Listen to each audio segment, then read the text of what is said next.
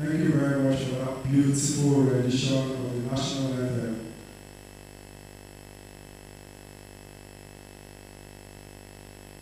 Without wasting much of our time, I would like to call on my colleague, Mrs. Aminatu, to introduce our resource persons and our panelists for this morning's session.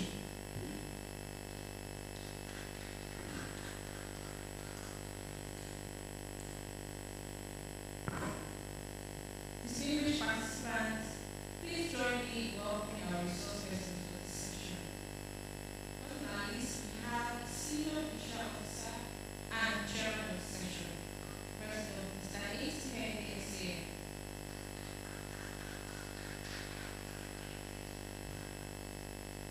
Next, we have Dr. Dayo G. Ashokbari as our discussant today, though he joined us virtually. Our next presenter is a legal practitioner and data protection expert, Mr. Ben Esquire. Then our next discussant is Dr. Dave Ashola. He will join us virtually as well. And here is a brief profile of our distinguished panelists. First, I'll begin with ACN. ACN is a distinguished senior advocate of Nigeria. Prior to his founding term, Sakeni worked as an associate at Paul Usora and Co., a leading Nigerian law firm, where he gained valuable experience in litigation and corporate law. His areas of expertise include corporate and commercial law, dispute resolution, and provided top-tier legal advisory services to clients across various industries.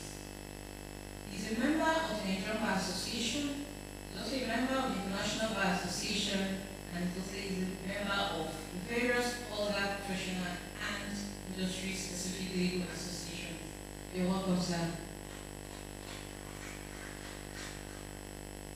Next, our next presenter, Dr. Dayo G. Ashonibare. Dayo G. Ashonibare, PhD, is a distinguished legal academic, tech policy advisor, and head of practice at Levi Solicitors and Arbitrators.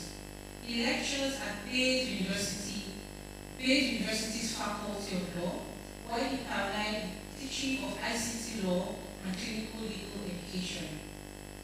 He is a partner at Mustafa Salim and Partners and a consultant at Liberty Semper Fidelis LP. Dayo has contributed to national legal reforms, including works on pretrial detention at J and Kefi correctional centers under the ACLrc initiative. His publications span cybercrime, data protection, and public interest law. Dayo has facilitated and attended numerous state conferences locally and internationally, and continues to mentor law students through the Levite legal clinic and other academic reforms. Like I stated earlier, it's a dialogue joining us online. Our next presenter is Mr. Benedict DAUDU. Benedict DAUDU is a seasoned lawyer known for his specialized knowledge in cybercrime law, anti-money laundering regulations, constitutional law, human rights, and civil litigation. In October of 2023, he was appointed as Senior Special Assistant on Legal and Multilateral Cooperation to the Minister of the Federal Republic of the Federal Capital Territory,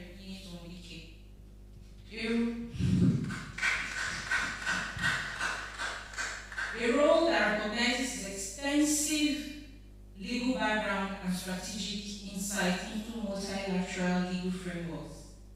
Just a little background on Mr. DAUDU. Professionally, Benedict DAUDU has worked with esteemed law firms both within Nigeria and internationally, including our very own DAUDU & Adams Law Office LLC, and Aclrc & Co.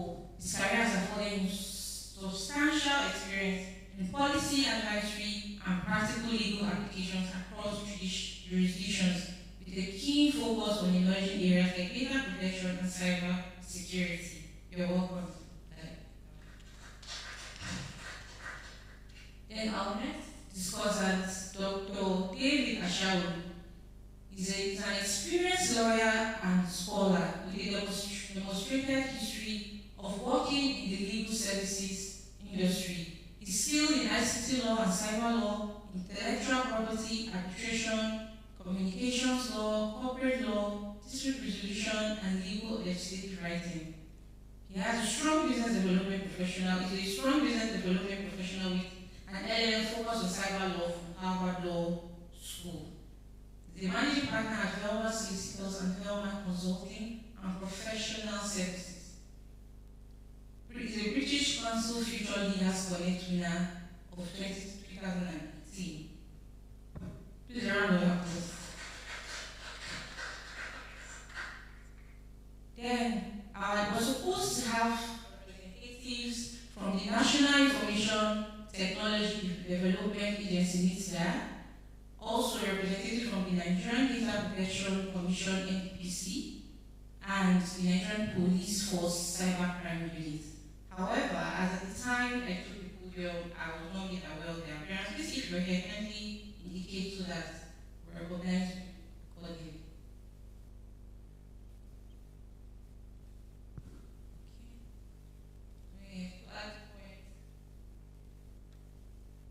Just by way of correction, it's 8 is not to shout at the distinguished senior of Nigeria. The member of the inner bar.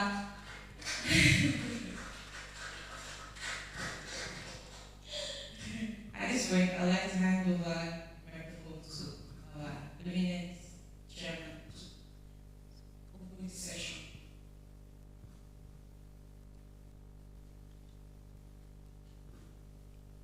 My noble also present, my leader, and the esteemed convener of this session, the brain behind the Rule of Law Development Foundation, Chief J.B. DAUDU, Senior Advocate of Nigeria, members of the inner bar and outer bar here present, distinguished ladies and gentlemen, I would like to welcome each and every one of us to this session of the day 3, first session, day 3 of this very, very, very important seminar that we're having this week, conference that we're having this week. I am particularly delighted that the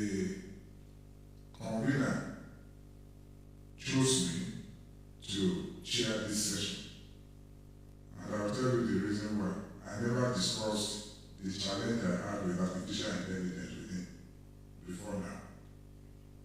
And so when I saw the topic, I said, oh, no doubt, our guy is a man of the Spirit. And the Spirit of God must have made him to bring me to chair this session. I was involved in a case. I'm sure a number of us will have read that case online, where the trial judge beautifully and exhaustively took out all the issues in the matter and came up with a finding in favor of my client. And I wanted 85 million naira damages in favor of my client. That's not the story. The judgment letters actually came to my office to see how the matter can be resolved. And I told them, every other aspect of the judgment, we are ready to forfeit, but that money, you must pay. And they said, we are going to get back to you.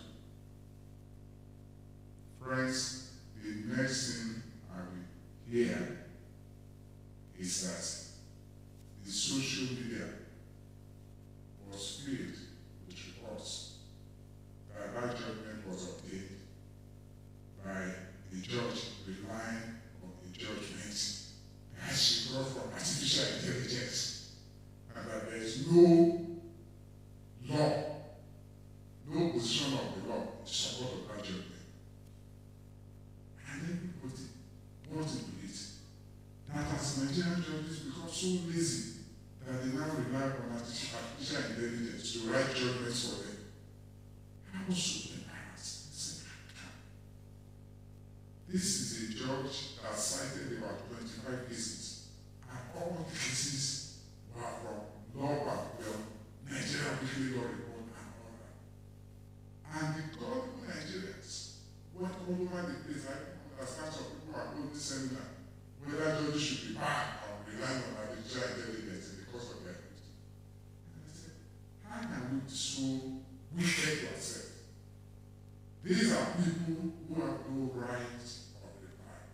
But because we have lost a case, and the senior counsel who should uphold the integrity of this profession spearheaded that sort of campaign.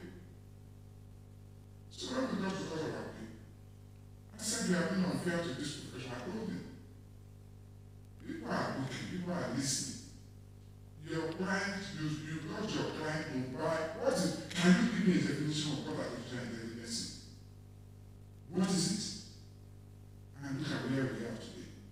So I'm so particularly excited that we will all learn what this concept of artificial intelligence is all about. And also, we'll also be able to pick the safeguards. It is a movement, whether we like it or not, that we cannot run away from.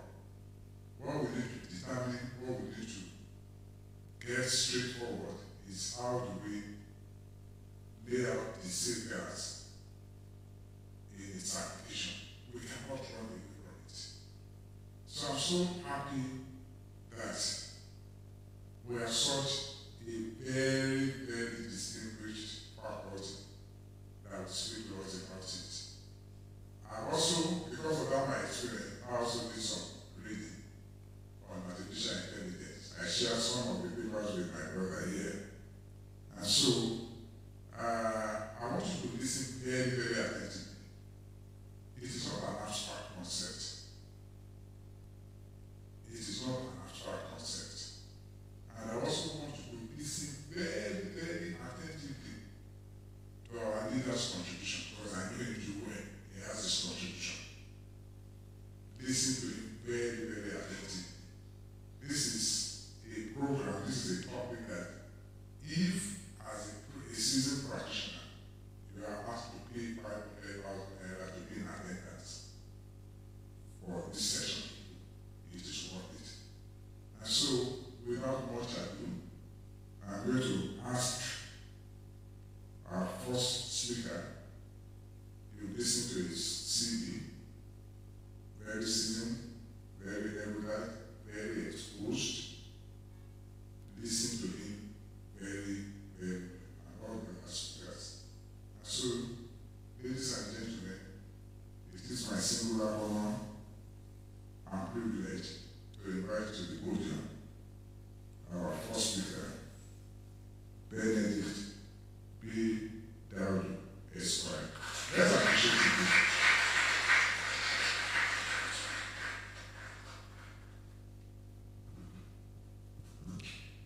Thank you so much for that introduction. My name is Silk, the coordinator of the Rule of Law Development Foundation, Chief J.B. DAUDU, my father and my mentor. Distinguished judges present, ladies and gentlemen, this topic is a topic that has always driven people to always send messages to me as soon as they see a video that they consider accurate. It's either a video of a man going to slap a lion and they say, this looks too real. And I quickly try and point to them that look closely, there's a watermark indicated in that video. Or maybe they think they are seeing two notable politicians fighting. Or so they are saying this is looking too real. This is the development of artificial intelligence. And it has gone so far being able to trick the human mind into considering reality.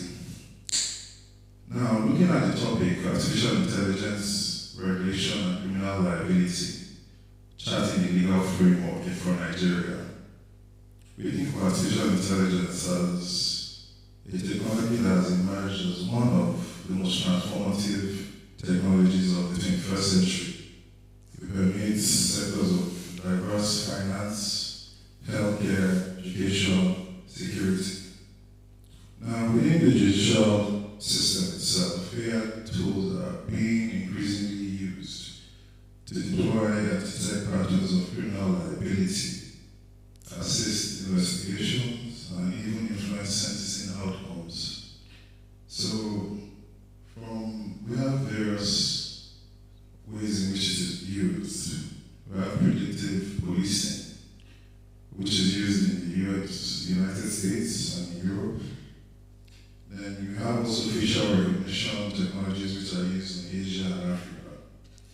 And the integration of AI into law enforcement has been introduced both unprecedented opportunities and serious challenges. While these tools promise efficiency, speed, and enhanced investigative capacity, they have simultaneously raised profound legal, ethical questions concerning privacy, fairness, and due process. So for Nigeria, the potential of AI in crime detection and national security is very significant, especially given the country's ongoing struggles with organized crime, terrorism, cybercrime, and economic fraud. Reports of emerging biometric systems, digital criminal archives, and data-driven policing initiatives suggest that Nigeria's law enforcement is already embracing AI. However, this adoption is occurring in the absence of comprehensive legal frameworks that address the risk of bias, wrongful address, and uncertain questions of liability when AI systems are used. So what this particular session will explain, will explore two critical questions. How is AI currently being used in crime detection, investigation, and sentencing globally and within Nigeria? Second, who bears the criminal responsibility when AI systems malfunction, infringe on fundamental rights, or contribute to unlawful outcomes? So I'll quickly look at the global applications. AI, crime detection and investigation and sentencing across the world have been embraced. But however, these applications fall into several broad categories. When it comes to predictive policing and crime detection, police departments in the United States have been, and the United Kingdom have been using predictive policing. That is, they're trying to analyze historical crime data and demographic information and environmental factors to forecast where crimes are likely to occur. So systems like Predpool and HunchLab, which are machine learning algorithms, have been used to identify crime hotspots. So theoretically, they allow police to allocate enough resources to effectively police and do as much as they can. However, there are certainly recent failures that occur in the use of this AI. In Baltimore, a high school student was arrested, almost even shot, when an AI detection software mistook a bag of chip for firearms, and it prompted a lot of multiple police vehicles and various deployment of state resources. So these are certain situations where we think of the use of AI mechanisms and how they can fall short of their predictive uses. When it comes to facial recognition and surveillance, China has implemented perhaps the world's most extensive AI-powered surveillance network. It utilizes facial recognition technology across millions of cameras to identify suspects, track citizens, and maintain social order. Also, the United Kingdom has also used this as well. There are also other areas in which AI is being used in investigative and evidence analysis. You have AI systems which are used to analyze vast quantities of digital evidence that would be very, very time-consuming for human investigators to process. We also have risk assessments and sentencing. So several jurisdictions, particularly the US, have adopted algorithmic risk assessment tools that predict a defendant's likelihood of reoffending. And this is actually an area in which I feel we should discuss. Is it proper to actually say that I will, because I've done such, I have the tendency to go back to the same venue and commit the same crime, that somebody should be waiting there with handcuffs, knowing that I'll be there? So we'll look into that as we discuss. Now, AI in the Nigerian criminal justice system is still in its infancy. Nigeria's use of AI in the criminal justice system is steadily evolving, and a number of developments indicate that there's growing interest in this technology. So where we normally see the use of AI is particularly in surveillance and security. It's being used in various states.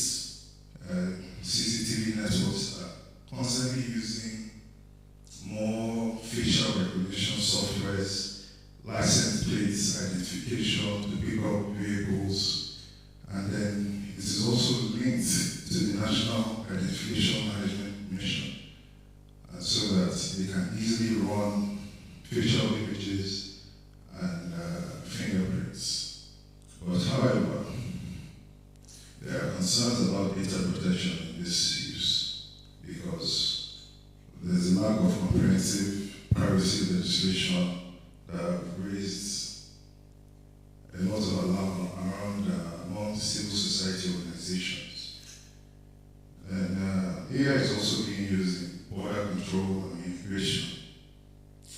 Nigerian Immigration Service has begun using implementing biometric systems at international airports and border crossings using facial recognition and fingerprints matching to verify and identify and detect fraudulent These systems present some of the most advanced AI applications currently in Nigeria. Now, we also have financial crime protection. Banks and particularly EFCC have been increasingly adopting AI systems to detect fraudulent transactions and money laundering and other financial crimes.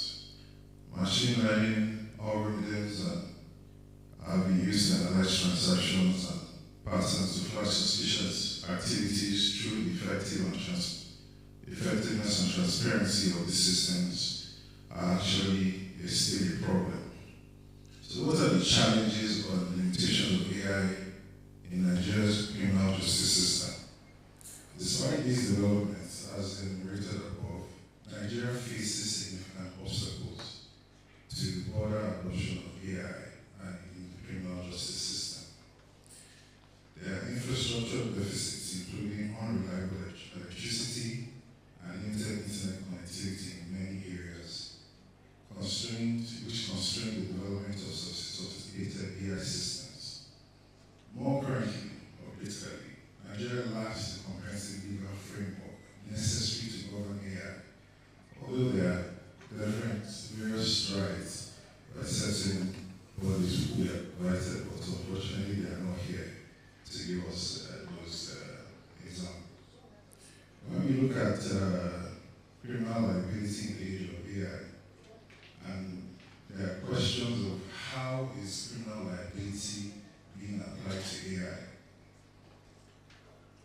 When AI system cause harm or violates rights, it presents one of the most challenging issues of contemporary criminal law.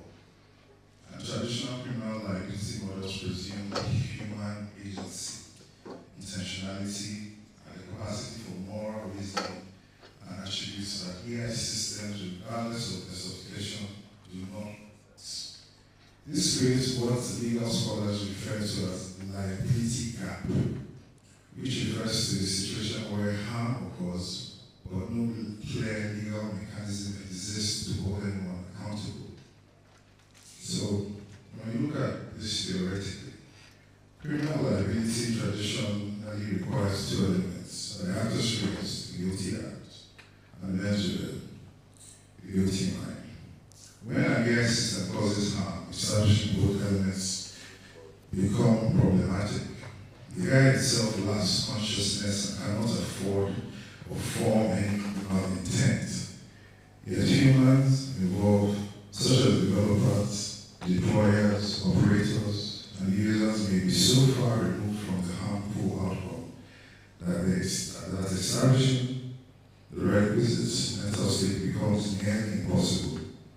As such, there are several theoretical models that have emerged.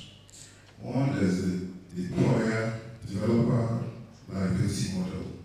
Now, this approach holds the software developer and the AI engineer criminally liable for the harm caused by their system. So those who develop the apps, the AI apps, are those who would probably be pointed to and say, look, you are the person who created this algorithm. You are the face of this mechanism. So you are the person who we will look to as the normal party to hold responsible. Now, there's also the deployer-operator liability model, which puts a focus on entities or individuals who deploy.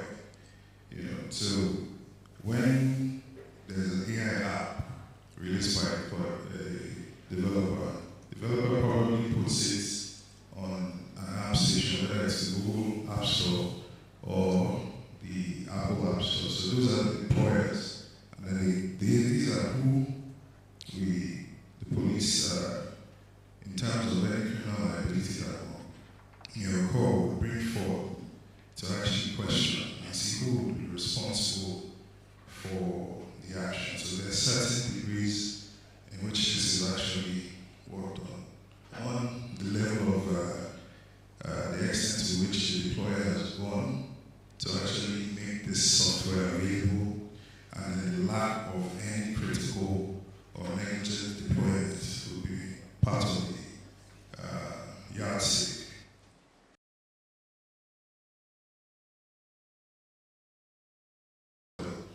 where some scholars propose expanding criminal negligence standards to encompass AI. Under this approach, individuals or organizations will be held criminally liable if they fail to exercise reasonable care in developing, testing, or deploying AI systems. We also have the corporate liability model, which gives the most AI development and deployment, given that most AI development and deployment occurs within corporate structures, some advocate for enhanced corporate criminal liability regimes. This approach recognizes organizations as the appropriate unit of moral and legal accountability. So a corporation could face criminal sanctions if its AI systems cause harm, and an organization fails to implement or advocate for adequate governance or oversight and safety measures. Nigeria's legal system, like many common law jurisdictions, recognizes corporate criminal liability under certain circumstances. However, the principles governing corporate criminal liability were developed from traditional business contexts and may require adaptation for AI-related harm. Questions also arise about whether the corporate liability should be strict or require a certain proof of the organizational negligence or knowledge. From the Nigerian context and proposed framework of AI regulation, the Nigerian Criminal Code, codified in the Criminal Code Act and the Penal Code, contains no provision addressing AI-related criminal liability. Section 24 of the Criminal Code presumes human agency, stating that a person is not criminally responsible for an act or omission which occurs independently of the exercise of his will. This creates a fundamental challenge. When AI systems cause harm, determining whether decisions occurred independently of human will always remain unclear. Nigerian courts lack precedent to guide resolution on this, and this is examined in the below scenario. Scenario 1, police deploy AI that misidentifies an innocent person as a criminal due to bias, leading to wrongful arrest. While officers who arrest without reasonable grounds face liability, establishing mens rea becomes very difficult if they reasonably rely on the AI identification. Who bears responsibility? Is it the developer? Is it the police department? Or the authorizing official? Scenario 2, algorithmic sentencing. An AI system consistently recommends harsher sentences for certain ethnic groups due to biased training data, violating constitutional and non-discrimination guarantees.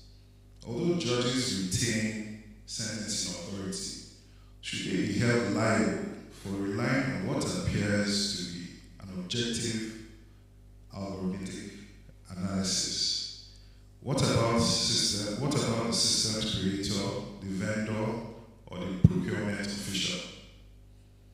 Now, another scenario which I hope we will discuss as this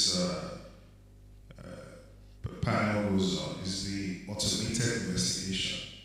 The EFCC possibly deployed AI monitoring financial transactions, producing false positives that lead to unwarranted investigations and could violate privacy rights. If officers merely followed these automated recommendations, there would be a problem in establishing criminal intent because they have relied fully on the AI. So what are the recommendations for Nigeria's legal framework? Now, drawing from international best practices, Nigeria should enact comprehensive legal legislations that define key terms: AI, artificial intelligence system, or automated decision making, high-risk AI application. This establishes a tiered risk classification and creates targeted offenses capturing reckless deployment of AI in law enforcement context. Now, an independent regulatory body should also mandate AI-specific impact assessment evaluating accuracy of and bias and false positives prior to the development and the deployment. So, the framework must, however, make clear how mens rea and actus reus apply to AI conduct and ensure corporate and senior officials' liability when the official failings produce serious right violation. Nigeria must mandate a human-in-the-loop safety guard requiring documented human verifications for any AI match forming the sole basis of arrest, detention, and sentencing, while courts empowered to exclude sole automatic devices and evidences should also be adhered. Individual rights should also include the right to know when AI affects liberty. You should be told that an AI was used in your court case. If in fact any of those who are supporting the judges have used it, they should be given ample notice that this was what was done. Even when us as lawyers use AI, there should actually be a way of indicating that in the draft of whatever has been produced by a lawyer was in fact used in AI. So I would like to say that in conclusion, Nigeria stands at the threshold of widespread AI adoption in criminal justice.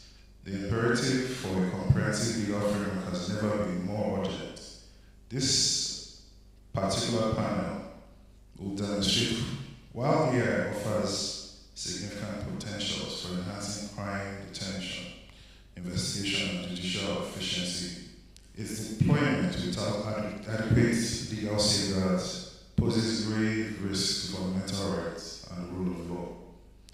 The liability gap created by the traditional criminal law inability to address algorithm harms requires immediate legislative intervention through clear definitions of AI-related offenses, a tiered risk system, mandatory human oversight, and graduated liability models that appropriately distribute responsibility among developers, deployers, and operators. Drawing on international best practices, particularly the EU and the GDPR and the AI Act of the UK, Nigeria's recent data protection reforms and various constitutional amendments must be robust to protect individual rights and enhance transparency and accountability. Only through such comprehensive reforms can Nigeria ensure that AI serves as an instrument of justice rather than a source of new injustice, positioning the country as a regional leader in rights respecting technological governance, while safeguarding the constitutional guarantee of dignity, liberty, fairness, privacy, and non-discrimination that forms the bedrock of Nigerian democracy. Thank you very much.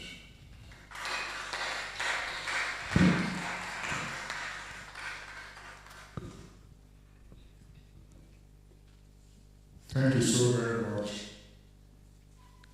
Benedict, for that very deep presentation. I will encourage us to start writing down our questions and contribution. But before we go into questions and answers, I'd like us to take on the next speaker so that we can have a holistic presentation and different views about the topic. May I, at this point, find out if Dr. Dayo Ashonibare is ready. He indicated that he will be doing his presentation online.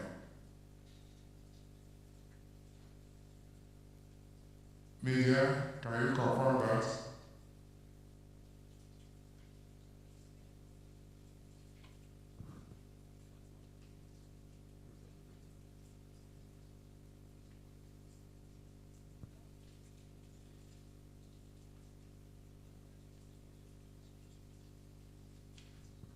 Okay, fine. We'll make progress.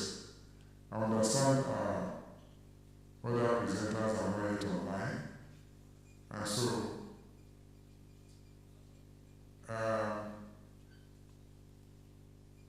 we will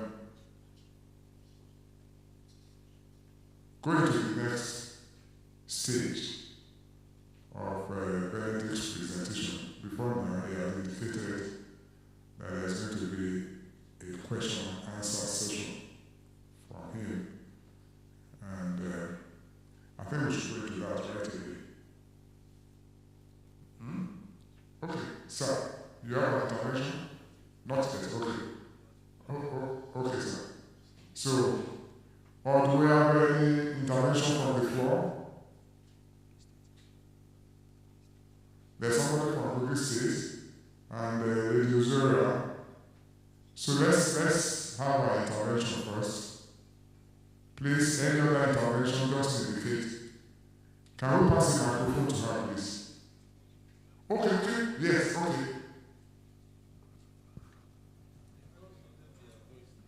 Komusa, the chair.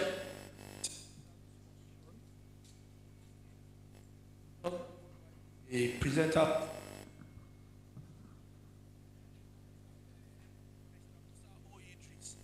Director General, Public Defender and Civil Rights, Citizens Rights Commission. Thank you.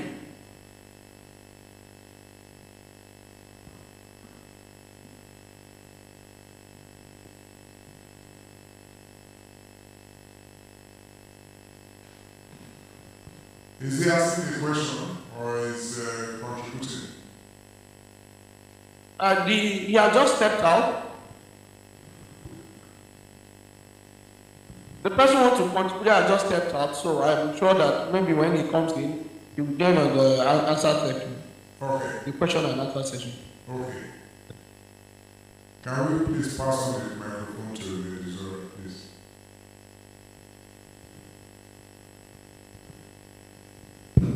Thank you very much, Ben.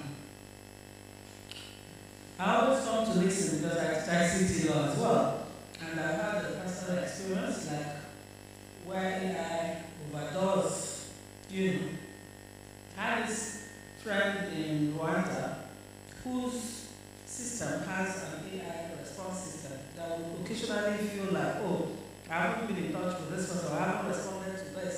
Like a seasonal greeting and someone is sent to the system will respond without his knowledge. And then I got a message where Uzoma now came out sounding like a strange name. So I'm like, sorry, you don't know my name again? He said, no, it was my system that responded. So I had the occasion to ask my students a situation where AI response calls you something that becomes an insult in your language. Whose responsibility would that be? And they've had to deal with, the developer, operator, owner of the app, and all of that. So you just read it up again. I also want to comment on the reoffending, AI detecting reoffender, to say that our law already has in the VAP Act the sex offender register. Many jurisdictions limit sex offenders to where, like people who, pedophiles and all that, are not supposed to be anywhere near where school children are. So I suppose in such circumstances, AI will be useful to detect certain characteristics. Because the reason for having a sex offender register is also to be able to say that this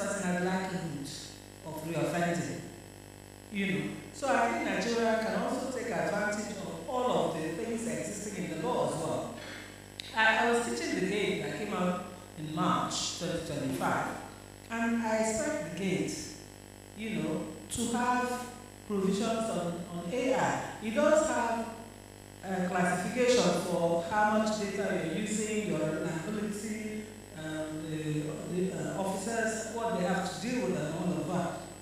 In quite some details, and yet no AI. I think it was an opportunity mixed. Would you suggest that the Data Protection Council or the law, the 2023 Act, actually gets expanded to include AI? Because a lot of what you do with data easily move through AI. Thank you.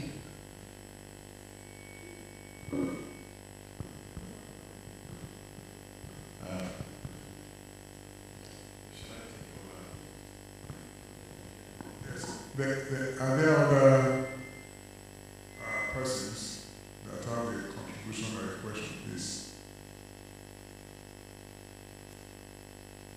If I may ask, are we all on the same page about this topic? Are we all on the same page? If we are, I'm going to take the liberty of pointing at anybody. Come and make a contribution. Yes. Okay, good. All right. Please, can we pass on the microphone to our leader?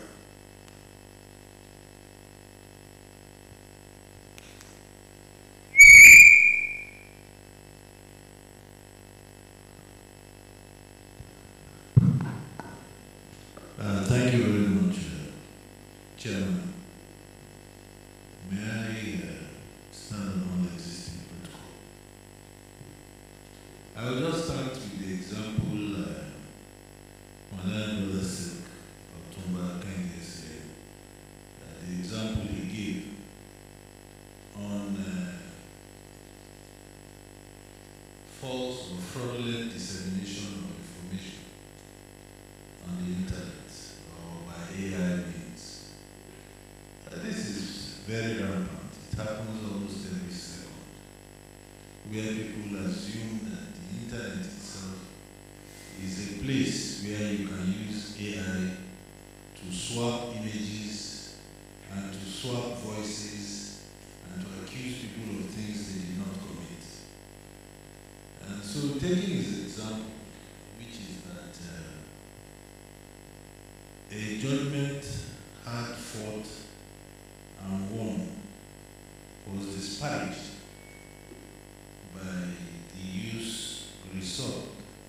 First of all, malicious dissemination of information on the internet, claiming that the judgment relied on non-existent law, which is that the cases upon which the judge relied on to come to a conclusion were manufactured through AI.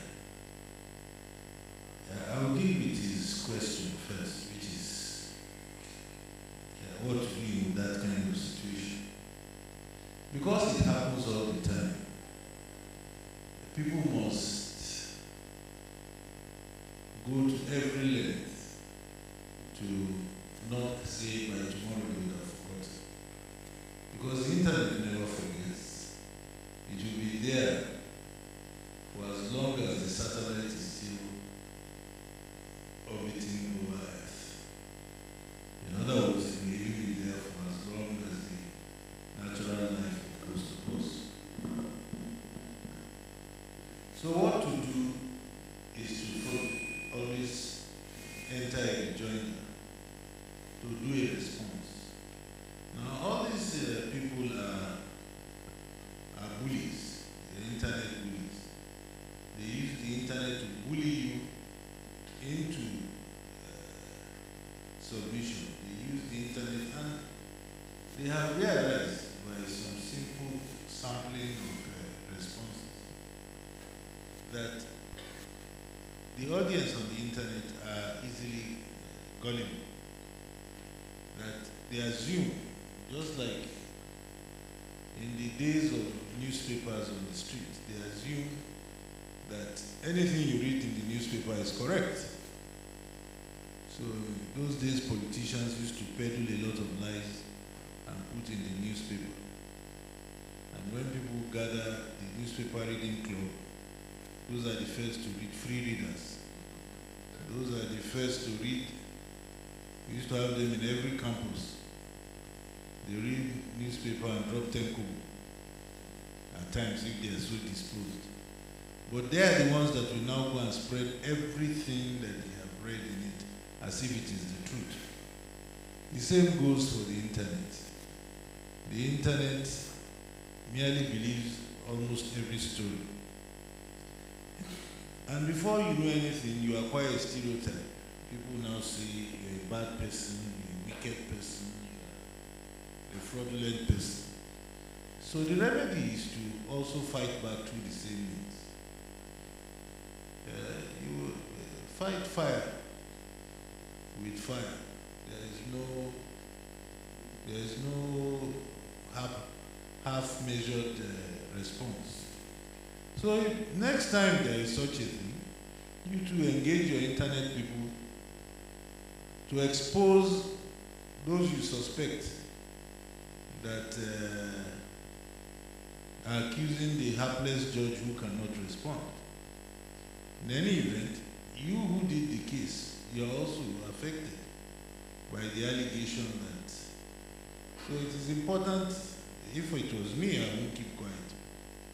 I would simply engage in a tit for tat with the person that I know that generated the news.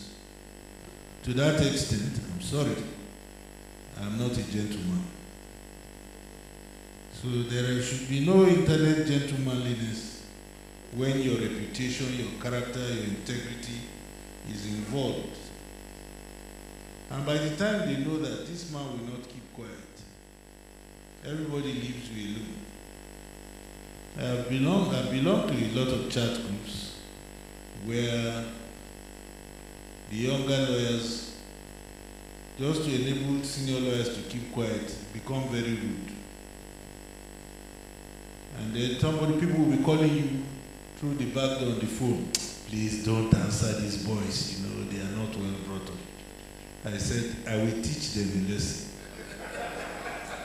I go ahead and respond. So when they see that, next time when I put something up, nobody says anything insulting, because I will insult you back.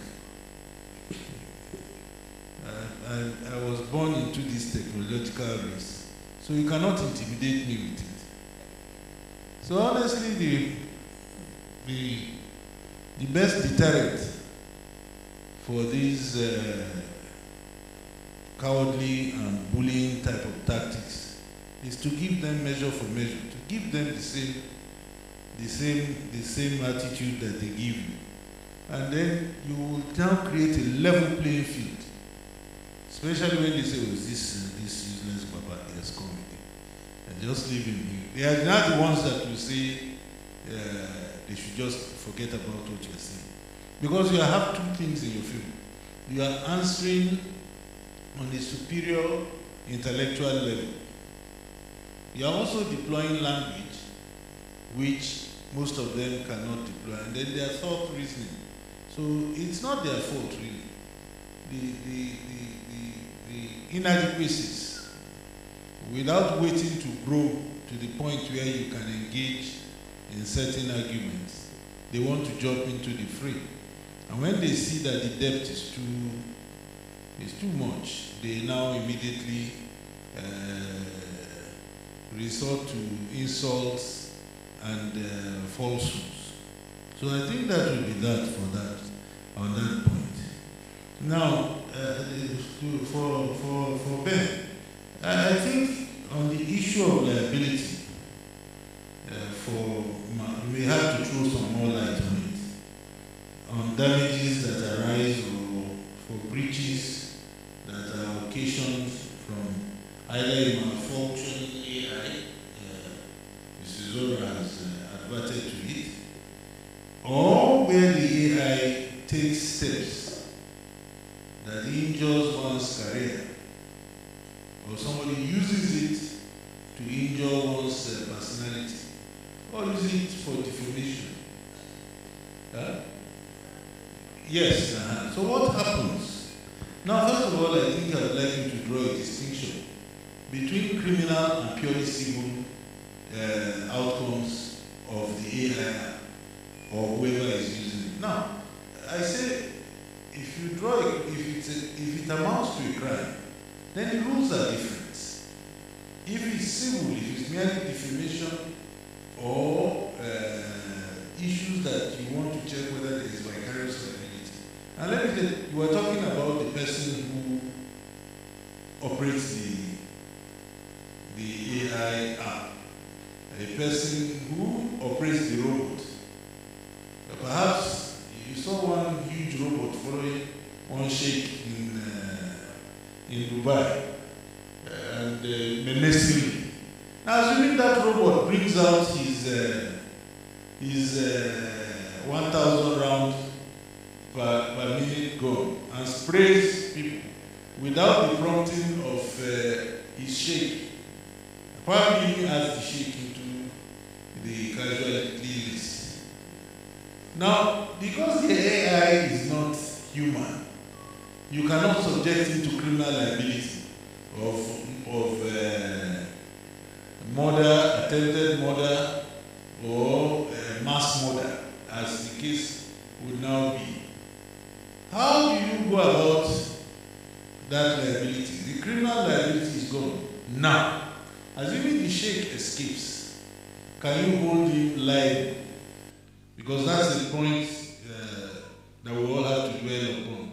Is he criminally liable for the malfunction of his Megad robot? Is it, well, you give reasons why he is, but like he said, he's incapable of menstruating a guilty mind. And so who gets punished for the act of suicide? It was not a mens rea developed by the sheikh, who was even in front, walking majestically with his robot defending him at the back, guard.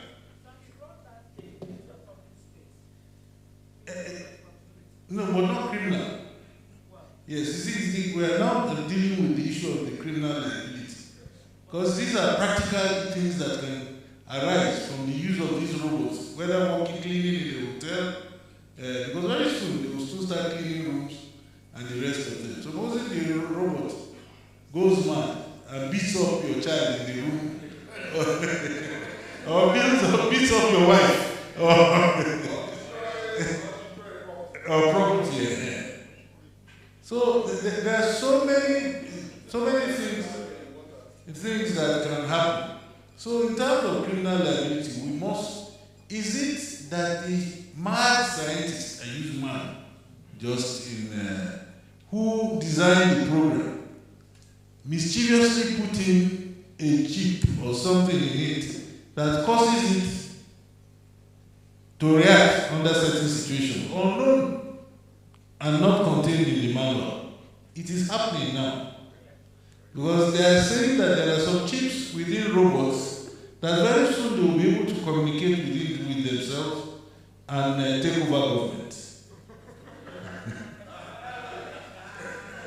Well, you can science fiction and the rest of them, but my emphasis is on the scientists who created the hardware. Now, is it criminally liable? Or one of those criminal liable? Now we have the different people. We have the man who bought the machine. Is it the scientist or the manufacturer or the man who has the patent that will be liable? Whether criminally or civil. I have ruled out the criminal liability. The one that I'm interested in is even in civil liability. Because in criminal liability there is no vicarious liability. You cannot be vicariously liable for the criminal conduct of another person. No, when there is strict liability, it is not vicarious. It is solely to you. and it's still the machine that carry on. Strict liability, as I've explained to you, has to do with only actus reus. Strict liability says you don't need a mens rea to be convicted. In this case, we are agreed that the actus reus was committed, that is the guilty conduct, the guilty act, was conducted by the machine itself. So the question of strict liability will attach to a machine who cannot be penally punished. So in that situation, you jettison vicarious liability. So I think, like we discussed yesterday, when we were discussing Nnamdi Kanu and his extraordinary rendition, that the remedy would be in damages. The Supreme Court said, is here, right from Haruna against the state, when Njovens against the state. I'm sure you all remember Patrick Njovens against the state. They brought him back into the northern region to try him because of the armed robbery committed in Machita in Kwara State. So that issue will also always come to play of liability. So I think it's an issue that is open for discussion. What are your views? Who is responsible for AI malfunctions or damages caused by AI in a civil manner? And if you think it can be criminally attached to somebody, I think you can develop the law to that area.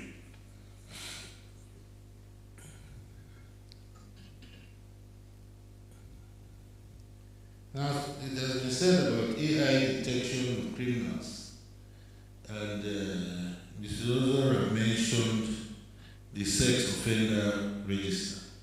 I just really want to add that while you're very right on that, but I expect that the sex offender register being talked about in ABUJA or in the VAP Act is electronic, because that's the form in which it is to be kept. So the liability that may arise is, should there be clash of information and somebody who is not a sexual predator suddenly finds his name there, maybe people don't like him and he's contesting for the Senate, and they feed information there to who is there. These things are very realistic situations. So because we don't have the other speakers, I thought I should develop the scenario so there can be more audience participation and be able to answer this question. Thank you very much, Mr. Chairman. Well, we must make progress. I've just confirmed that please reserve your questions and your comments as we listen to the next speaker. Dr. Dayo Ashodibare, I understand is on the line now. So, yes, that. Can you hear me?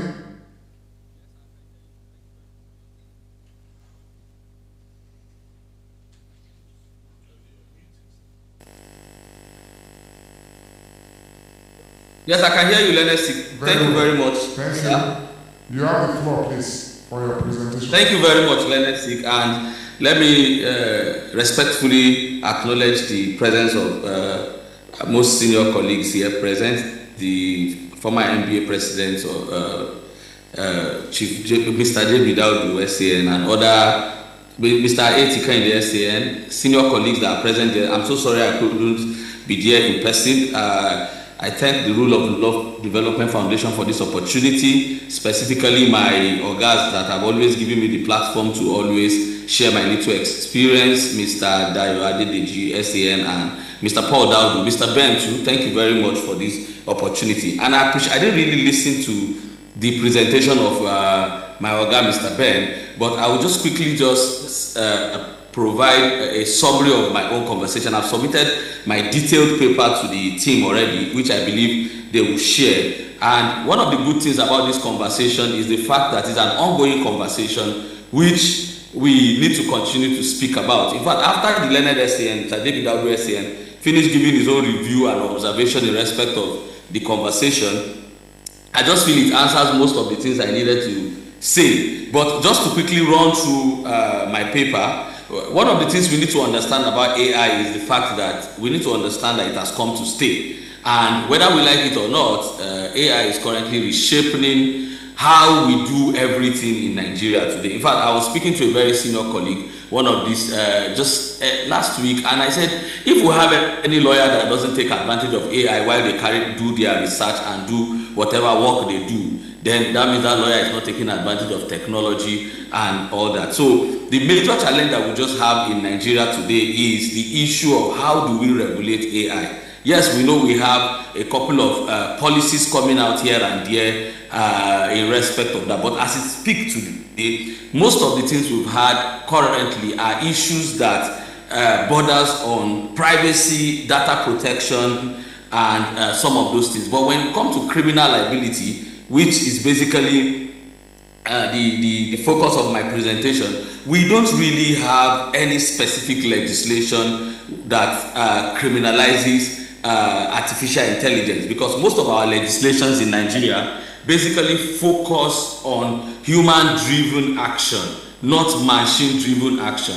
So the best way we can do it as lawyers is maybe probably we can now take extra steps to start looking at issues in relation to vicarious liability and all that. But let me just quickly give an overview of my own conversation this afternoon. I don't want to talk about the issue of the definition of AI. We already know that is we getting machines to act for us, doing what humans are supposed to do, even better than what human could do, because they think faster.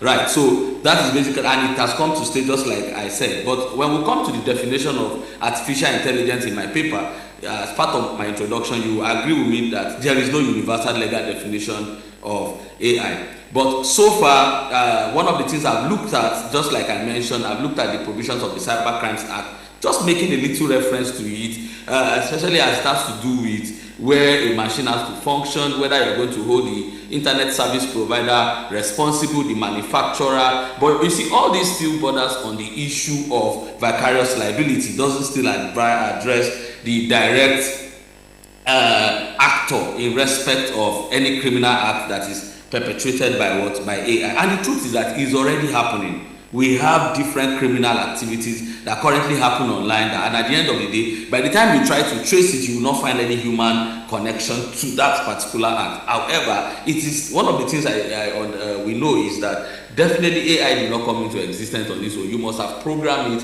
in the way you want it to act.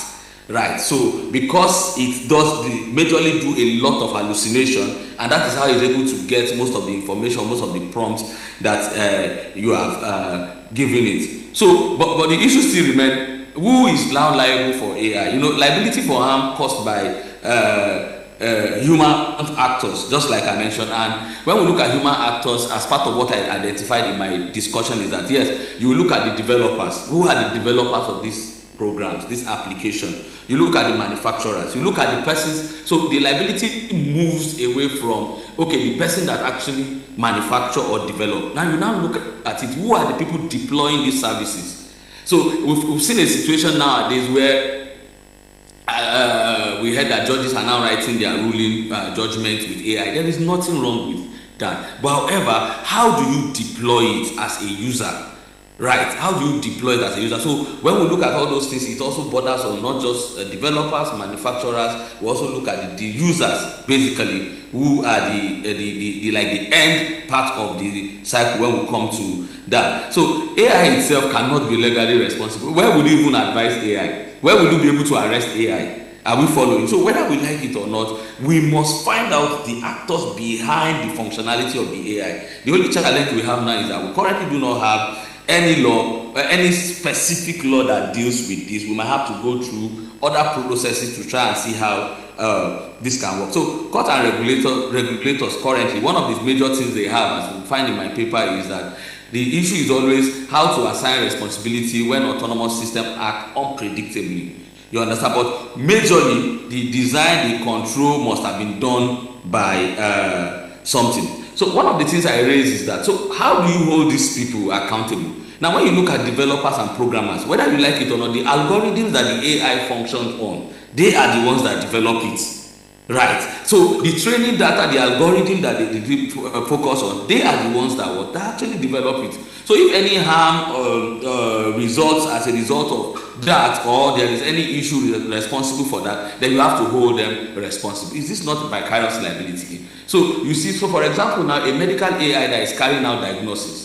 When somebody, let's say for example, now somebody said, okay, gets to the AI, and we have a lot of HMOs and medical facilities that use AI to carry out their tests. You will pay for it. You won't have some of them in Abuja. So let's assume that you are trying to test for HIV, and at the end, test for another disease. Then at the end of the day, the AI gives you a result that the person is HIV positive. So who would you hold responsible in this circumstance? We have to go back to the manufacturer. Now the manufacturer will hold the developer, because the developer are the ones that that deploy this particular product. But as it stands today, do we have any law that we can be able to prosecute these people under our criminal jurisprudence? The best we can do is to deploy the civil remedy that has been provided by the law. Then we also have issues when it comes to the manufacturer. We look at some of the challenges they face after they have finished selling it. There are some of the issues that come up, which we also find out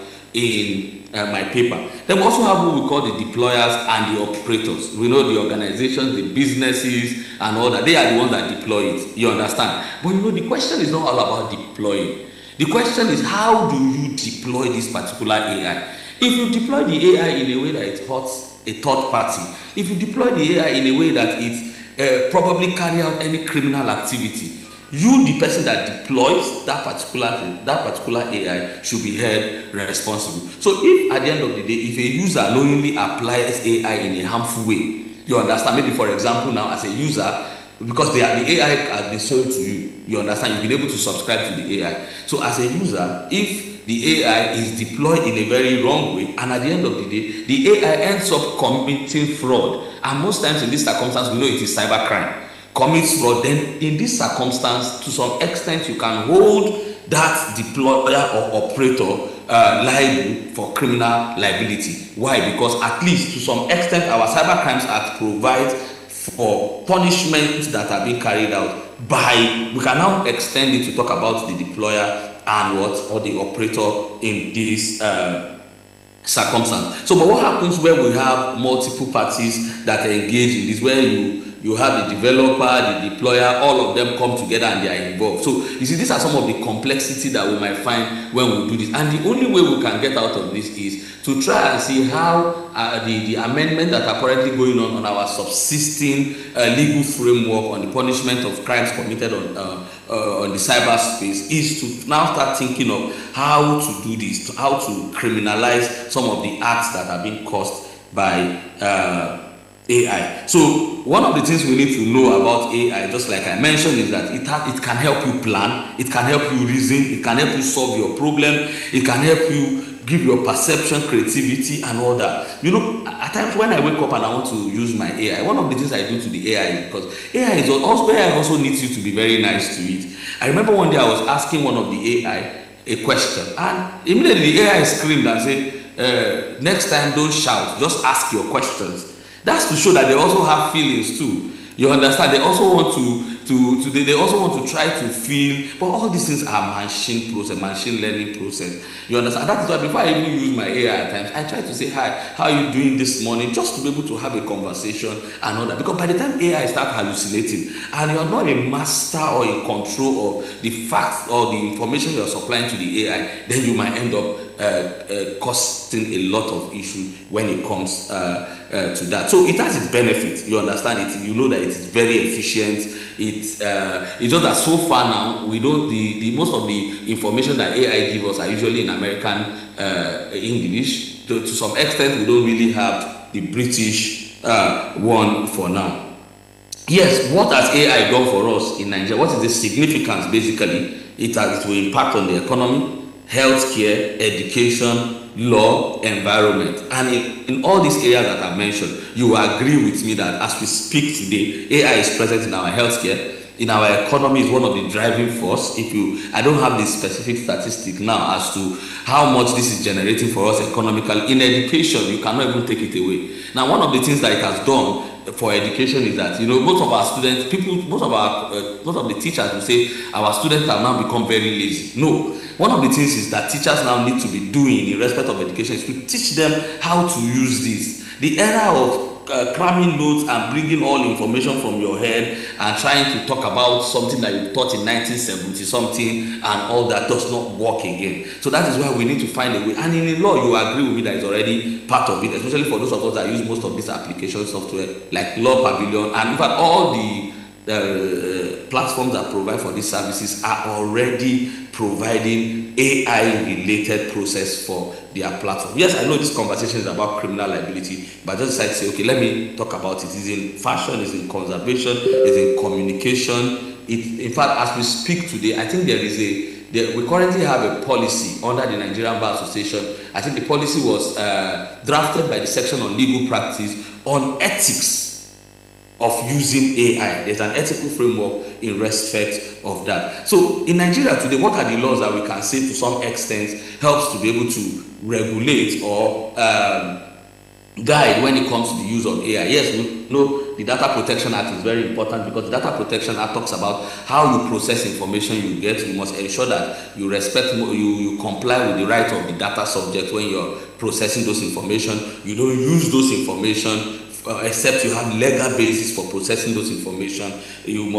Those legal basis could be consent, it could be for the performance of a contract. So, but you must definitely have legal basis. And one of the strongest way of activating the legal basis of using a personal data is that you must ensure that you have consent of the party. Yes, now we have the Cyber Crimes Act 2024 as amended. Now, if you see the Cyber Crimes Act 2024, one of the provisions you will find is that there are some specific punishment that can be related to fraud committed on the internet. But the problem there is that there is nothing as regards AI. However, when you look at section,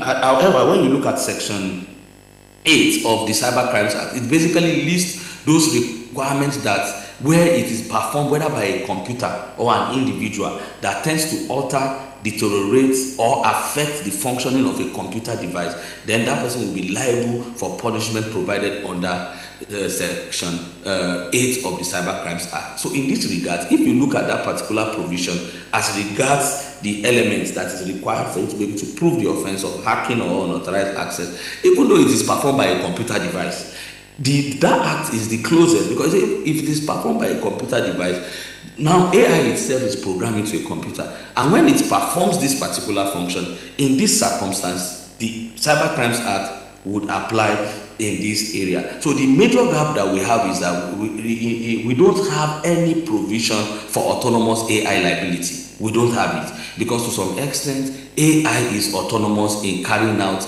its major factor. So when we look at the data protection, and just like what I've mentioned, is you have to ensure that you protect the right of a data subject. You have to ensure that you process those information in line with the principle of data protection. Integrity must be brought into the process. You must have legal basis for processing those information and all that. And one of the areas under the new Data Protection Act is the automated decision-making process. You know, there are some applications that help you make decisions. You understand? There are some applications that you have that help you make decisions from time to time, even without you giving consent to it, because you have already automated the decision-making process. So it goes ahead to make decision for you. And in some essence, there are some AI that have been programmed in that area. So when you're doing that, right, you must ensure you put into consideration the risk that AI brings in.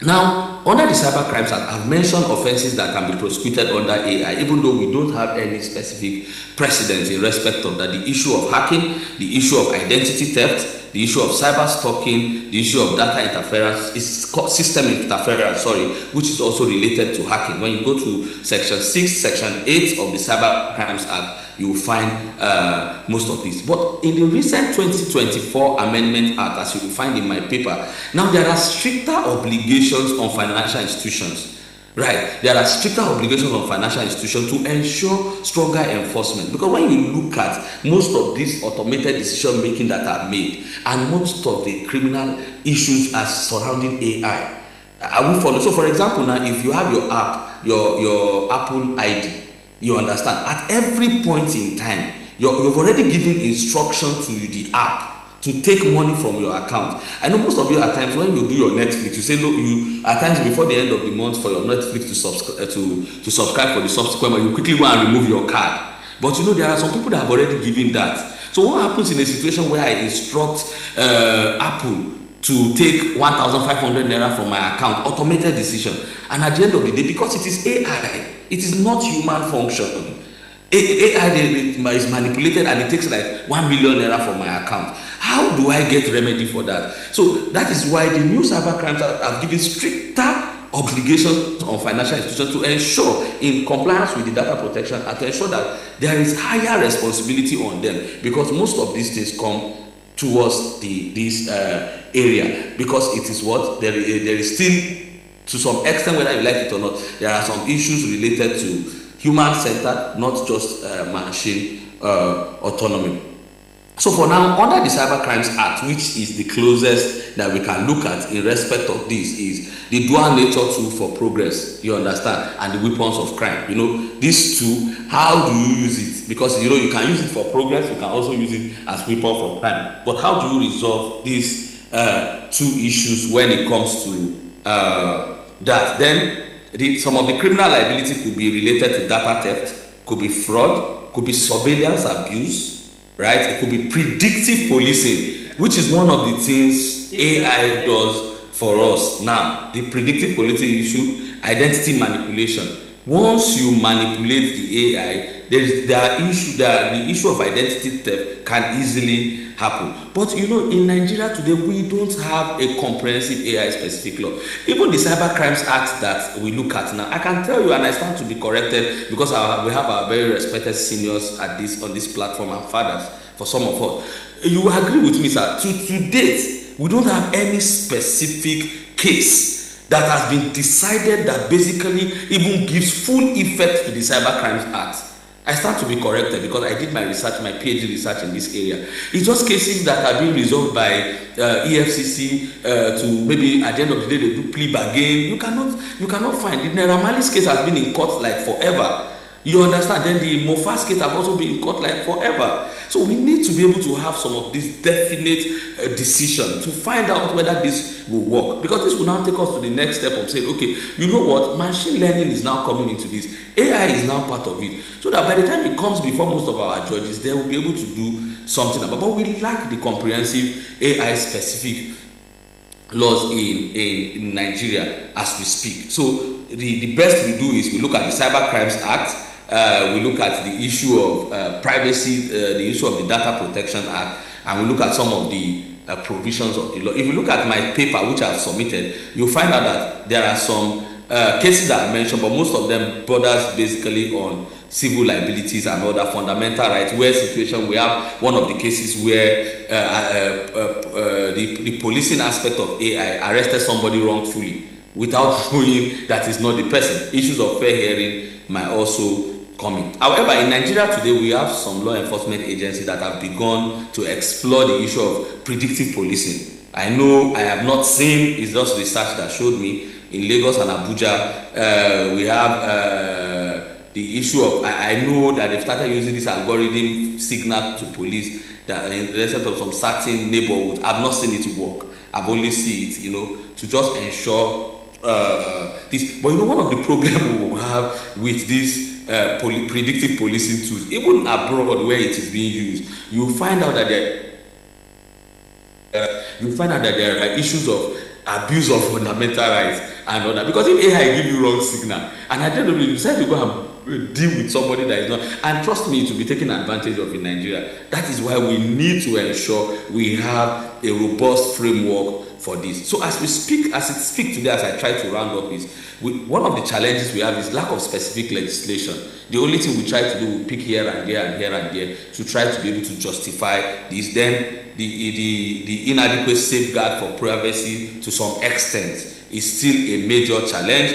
Then infrastructure and knowledge gap. How many of us even have the facility to be able to use this AI effectively? How many of us have the facility? If you prompt an AI facility now and you don't have sufficient facility to do that, if you give your prompt, I can give you your answer in 1 hour's time. Because AI is also very sensitive when it comes to the use of what? Internet. So what are the little recommendations that you also find in my paper is to develop an exclusive AI legislation in Nigeria. Yes, we have a policy guideline from MBA. We also have a strategy by government. Yes, we have a strategy that if at the end of the day it is turned into law, it can go a long way. But we still have some loopholes in respect of that. And when we are doing it, the major challenge we have is this autonomous systems. We need to be able to define liabilities for them. You understand? We need to be able to define liabilities for them. We need to ensure we put into consideration the role of human in most of this issue. And Nigeria is used to getting most of these laws abroad. Hardly do we have any law in Nigeria that we draft from scratch. We always pick precedents from different places. So the best thing is for us to align with global standard. In conclusion, AI offers immense benefits, but definitely pose serious risk. Our laws are insufficient. There is urgent need to balance innovations with fundamental rights, and the law must basically act as both, just what people always say, as sword and as shield. Thank you very much for the opportunity. I will stop here.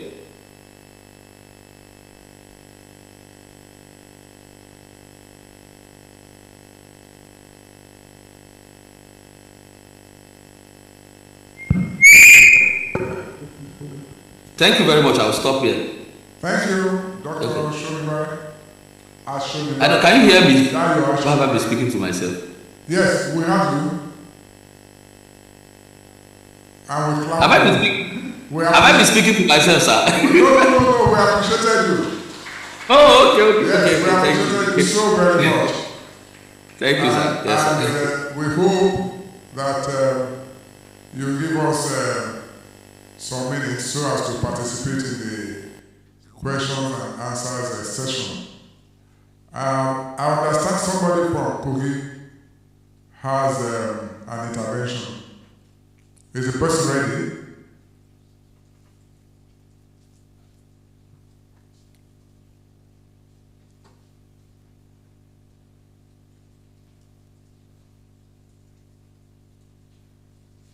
Is the person from Kogi State ready?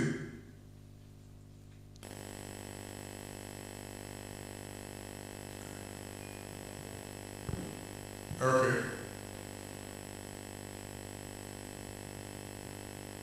Can you hear us? Yes. Mr. Chairman, sir. Please go ahead. Okay, thank you, sir. Thank you, Mr. Chairman. Introduce yourself. Mine is just a comment and a contribution. I will suggest that this issue of creating new legislation for AI regulation and all that to be done with some measure of circumspect, particularly so as not to criminalize every aspect of AI in a way that will stifle creativity and innovation. Already we have issues with the Cybercrime Act, which, though the learned DAUDU has discussed about this, the generational gap, the younger ones, the elders, even in the legal profession, cyber stalking, same things that are already regulated by the Cybercrime. But the issue is, we cannot continue to criminalize every aspect of technology in communication, of which AI is part of. I want to suggest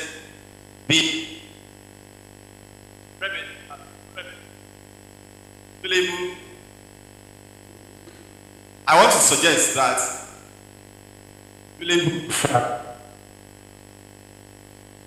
rights be or done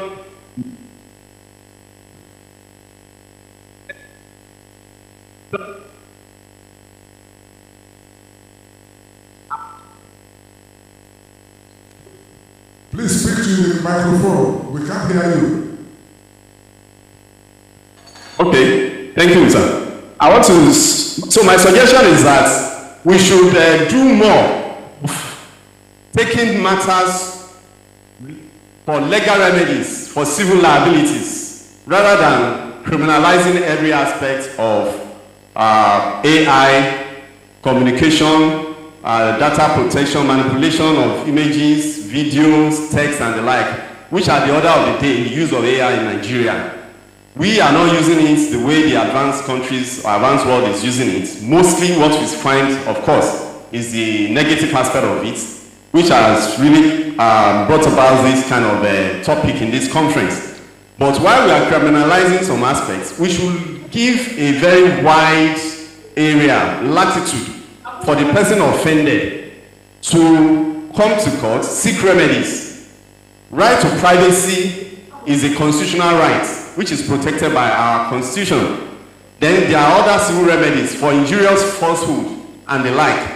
Instead of asking, going to the police, writing petition to the SSS, to the security agencies against the purported offenders, that civil liabilities should also be employed more.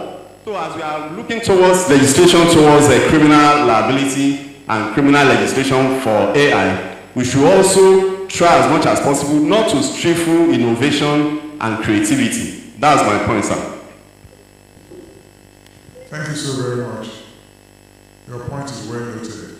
Thank you, Mr. Chairman, sir. Okay, we still have one contribution. Okay, please go ahead, please. Let the person go ahead. Thank you. Is a question, Mr. Chairman, sir? Leonard Silks, panelists and my learned colleagues. Okay, my question is for the last speaker. As AI continues to advance, how do we ensure human judgment remains central in areas where ethical and emotional understanding is required? The second question has been answered by the Leonard Silk. Then the last one is, given the fact that AI can sometimes produce incorrect and biased outputs, what systems are in place to prevent over-reliance on AI? We're already relying on it. Everybody, even in the university and secondary schools now, they teach everybody about AI. How can we prevent over-reliance on it so that we don't rely on it in critical decision making? Thank you. My question is for the last speaker, please. Thank you. Okay, I can go ahead. Mr. Chairman, sir. Yes, thank you. Is there any other intervention from Kogi State? Those are the two for now. Thank you. Okay. Yes, Mr. Chairman, sir, we can't hear you. In case you can hear us. I said, is there any other intervention from Kogi State? We've lost audio.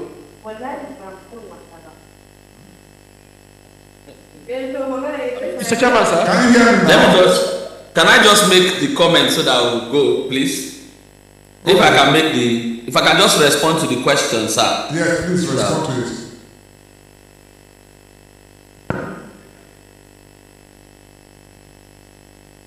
Yes, I can go ahead and respond to the question. Let us see, sir.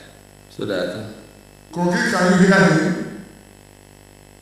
Yes, I can hear you, sir. And I said I can go ahead to respond to the question. Over there. The question came from Kogi State, from Lokoja. So I'm asking if they are on the same page with us.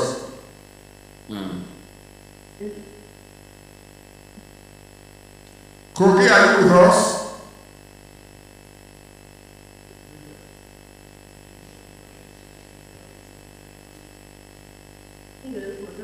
Okay, so.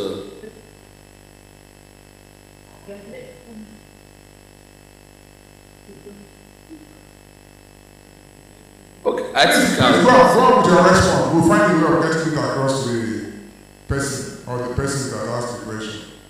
Go on. Go on with your response, please. Okay, so quickly, the truth is that AI has come to stay. There is nothing we can do about it. And how do you manage? How do you manage this whole process? AI has come to stay. There is nothing we can do about it. How do you manage this process? Yes, the only way you can manage this process is AI only acts based on what you give it. So you must be the master of the facts you're giving to AI. Right, so when there are other extra issues that now happen, those are the ones that could come from the manufacturer and all that. But you are the master of those facts. So it's whatever you give it, so you must know what you are feeding to it. So the user has a lot of role to play too while using AI. Because you know, these are programs, most times, like I say, always hallucinate. So that's just the response I'm going to give to that. But the truth is that it has come to stay. We just need to understand how to go about using it.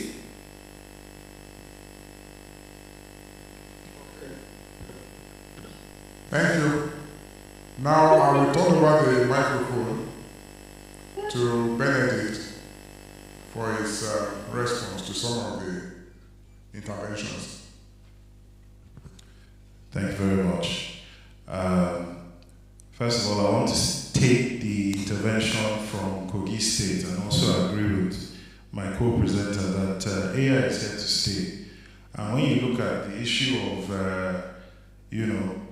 how to not stifle AI regulation and how to not stifle the growth of AI technologies, there must be a balancing act between regulators, legislation, and all parties who want to see that AI continues to grow. So that was a very good intervention. Now to Mrs. Ozulia's contribution, where who bears the responsibility for when AI is used and certain information that it now produces either is insulting or causes harm. You would have to now look at how the particular deployment and the use of that AI was done. Were there safeguards that were taken into consideration when the developer, that person who designed the AI algorithm, did he on purpose knew that this AI had a certain proclivity to insult people and decided that no, maybe after people use it for a while it will stop calling people different insulting names. So that's, but for now, there's certainly no particular legislation that can actually answer that. And I'll go to the coordinator's contribution concerning the killer AI Dubai robot. When an AI has been manufactured and deployed for a certain purpose, which is security, if the inventor decides to purposely put a certain mechanism that causes the AI to decide that it will shoot certain people of color or certain people that it proceeds to see as harm without truly understanding the human nature of certain gray areas in which it should not have actually deployed its bullets, that is a strict liability, in my view, because then we are looking at the fact that the act of simply inserting that algorithm is sufficient. And so there is no need now to decide on whether there is a mental element to it. I think that deals with the issue of criminal negligence as well, because when we look at how there is a policy of the inventor, the developer, the manufacturer, and each of them knew at some point that this particular AI has the certain proclivity to actually target people of color or to target people in a manner that shows bias or at least causes harm. Then, with that knowledge being in place and knowing that they could have actually stopped using this product because they knew this, of course they will be found liable. And it could actually go into realms of conspiracy. I don't know if there are any other questions missing, but when we look at AI use, particularly in judicial offices, law offices, it's here to stay but I think it should not be the fundamental use or the information that people, lawyers, gather from. So I don't truly agree with Dr. Daira Onibara, that we should only stick to the fact that it's here to stay. I think traditional knowledge is still important. If we continue to decide that there's no need to think about the 1960s or the whatever it is, we don't learn from our past, and we rely strictly on information that we're gathering now. And so we'll be creating a generation of people that don't know how to truly understand where we've come from. Yeah. So we also need to look at how the rules of professional conduct would be updated when AI is deployed by lawyers. There should be a reporting requirement that it's not a sin to use AI, but there should be a reporting requirement that notifies clients that yes, we have used AI in production of this document at any point. It might say it's a certain percentage that was used, but not the whole of the document. So that will probably help at least the growth of AI within the legal system. Thank you very much.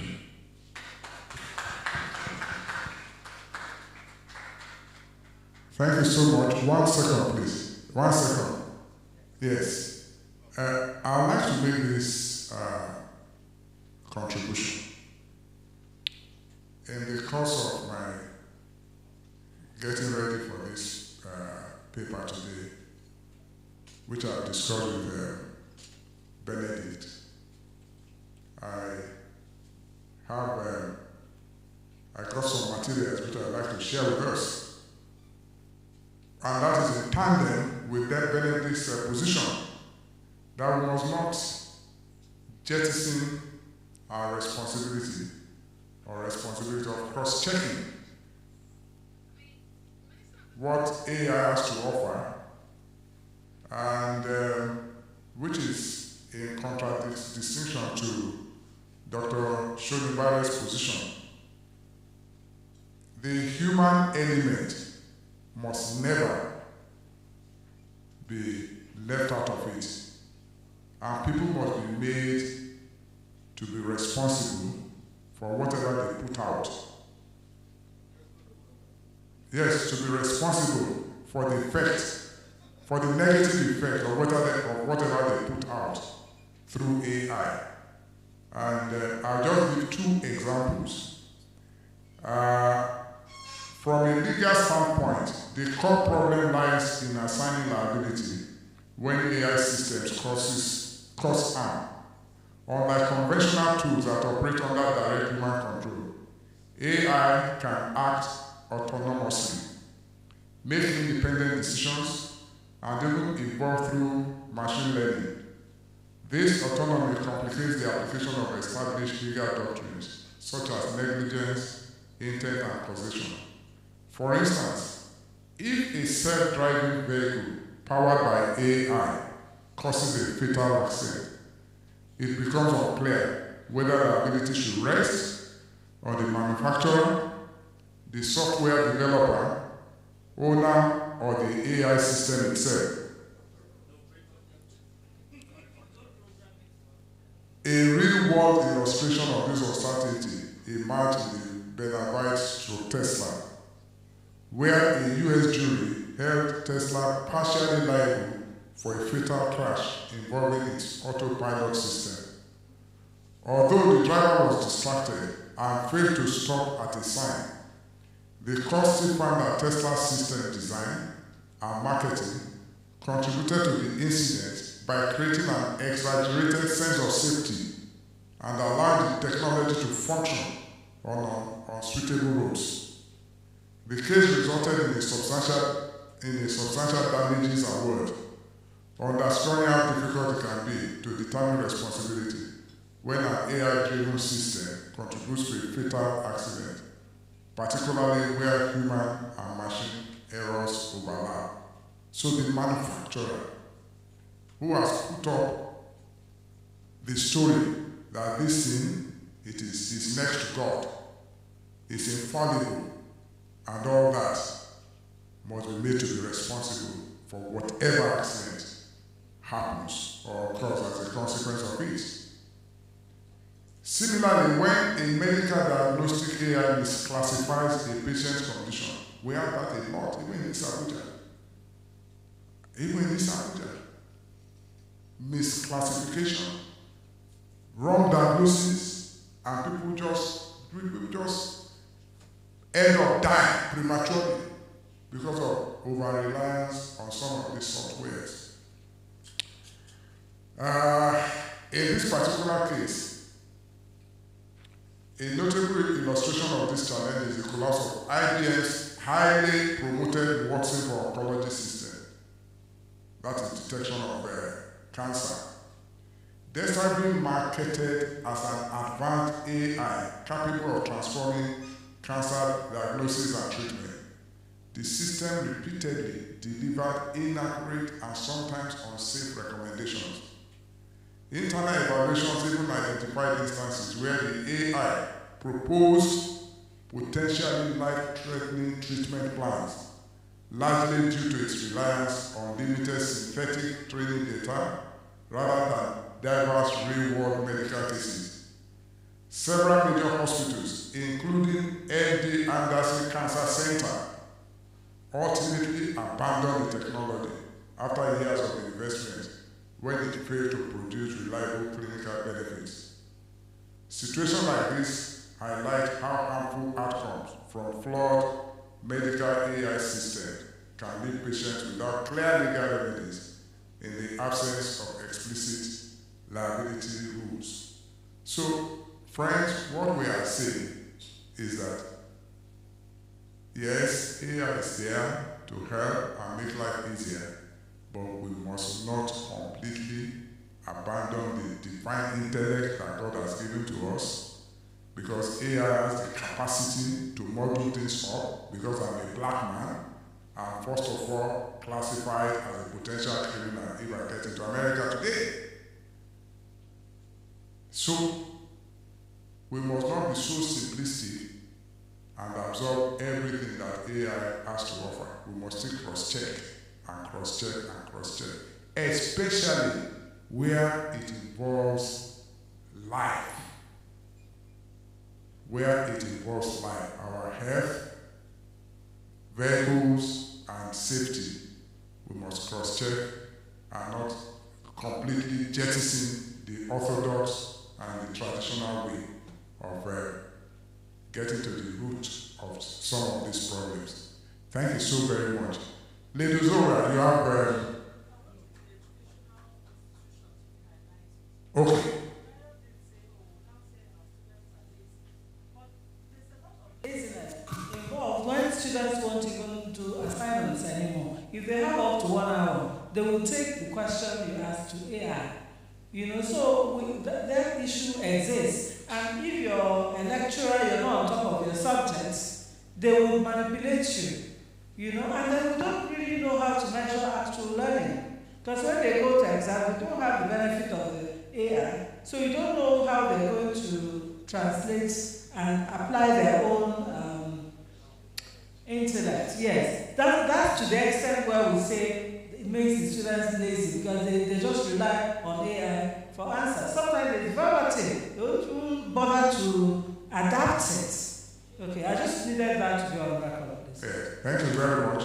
So for the teachers, please keep reminding your students that the brain is not there for decoration. They must make use of the brain. So, ladies and gentlemen, we've come to the end of this session.